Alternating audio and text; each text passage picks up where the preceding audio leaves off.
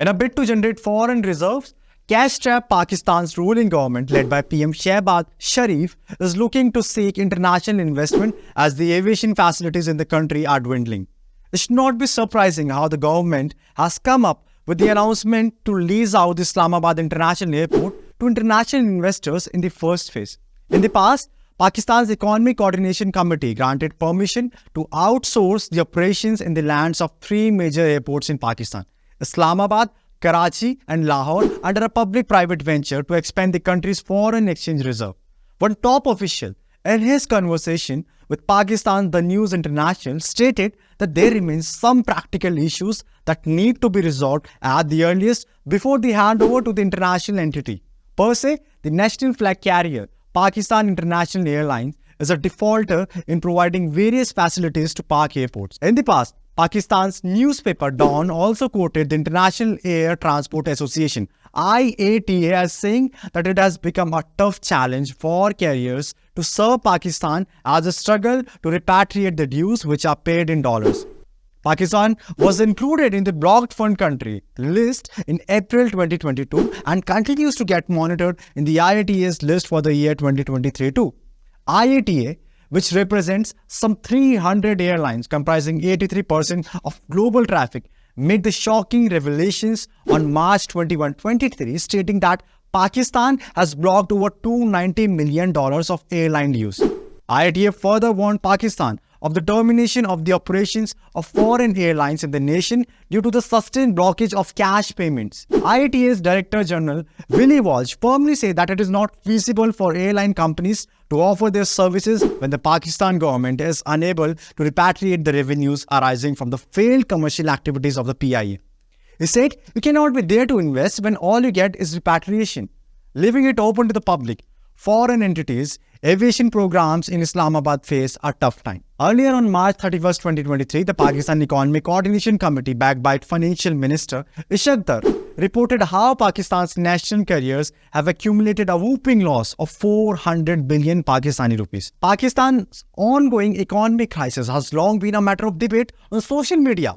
Now, Pakistani netizens are questioning how Shehbaz Sharif's government could get away with clearing the past liabilities of Pakistan International Airlines.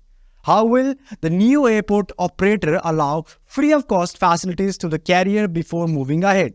Meanwhile, Karachi and Lahore airports are also left with the hefty maintenance and operations paucity, which don't seem to be ready for the potential investors and entities that will be utilizing the ports for commercial purposes. The Pakistan Air Force is no exception. What could be termed the big blow to the Pakistan Air Force was the recent news that dropped on June 9, when it was announced that it is facing a crisis owing to its aging fleet of aircraft after a decade. The report said PAF will phase out its 250 aircraft. It concluded the likes of its oldest fighter jet, the French-built Mirage 3. Pak aviation authorities called it a modernization plan. But at what cost? The viable option brings them closer to purchasing the Chinese aircraft J-10C. Then it need not be forgotten the $77 billion that Pakistan owes to China. Or the IMF data needs to be recalled about how alone 30% of Pakistan's total foreign debt is owed to China. It was an embarrassing situation for Pak's aviation industry when a Pakistan International Airlines (PIA) Boeing 777 was seized at Kuala Lumpur in Malaysia on March 31st over non-payment of dues worth $4 million. Curiously, this was the second such incident in 2 years. The first case was recorded on January 27, 2021, when Malaysian officials held back the other Boeing 777 for the same reason for 2 weeks. Later, the plane was released only on diplomatic assurance. Startup Pakistan, one of Pakistan's leading tech news platforms, posted on its Twitter account on June 19 how Saudi Airlines once visited Pakistan International Airlines in 1963 to study the successful working model of the latter. Ironically, on June 7, 2023, Saudi Arabia's General Aviation Civil Aviation (GACA) marked its 3-week visit to Pakistan.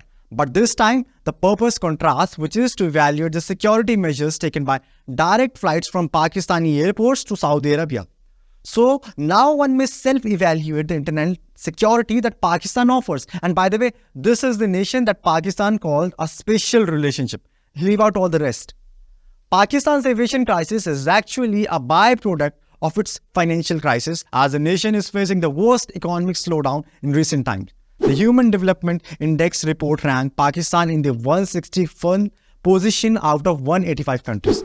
Due to its inability to repay its massive foreign debt, Pakistan's currency has declined over the past few years. The State Bank of Pakistan has suggested that Pakistan will need to pay a hefty $80 billion between February 23 and June 26.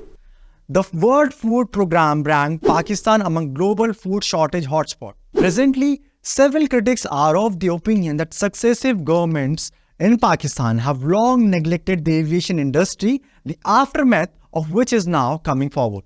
On June 11, the chief economist of IATA, Mary Owens, made a big statement. She said that India has the right vision for the aviation industry. It just needs to be cautious about high taxes.